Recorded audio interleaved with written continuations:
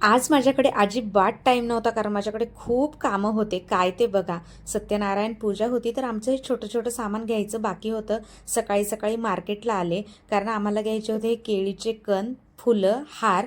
पहिल्या ठिकाणी मला हे केळीचे कंद आवडले नाही म्हणून लगेच दुसऱ्या ठिकाणी आले. तिथं एकाच ठिकाणी मी सगळं सामान घेऊन टाकलं. घरी आले तर ताईंचं काम चालू होतं पूजासाठी आपले भांडे चकाचक करण्याचं.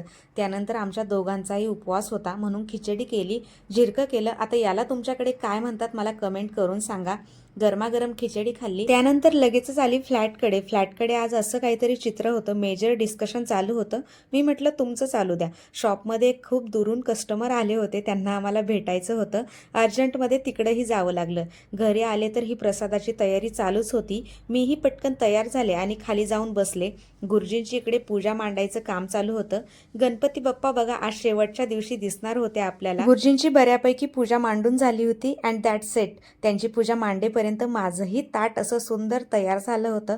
आमची पूजा खूप सुंदर पद्धतीने पार पडली. त्यानंतर सोसायटीमध्ये प्रोग्राम होता. सगळ्यात महत्त्वाचा म्हणजे जे काही गेम झाले त्यांचं आता प्राईज डिस्ट्रीब्युशन होणार होतं. आणि मुलांची एक्साइटमेंट बघा ना, कधी आपल्याला गिफ्ट मिळणार. त्याच्यात माझाही नंबर होता कारण संगीत खुर्चीमध्ये मलाही फर्स्ट प्राईज मिळालं होतं. प्राईज भेटल्यानंतर आमचा सगळा फोकस हा जेवणाकडे होता कारण सोसायटीने खूप छान असं आयोजन केलेलं होतं. इकडे बघा, अगदी मन लावून खाण्याचा कार्यक्रम चालू आहे. मी धक्का देऊन म्हणते माझ्याकडे बघा बघा.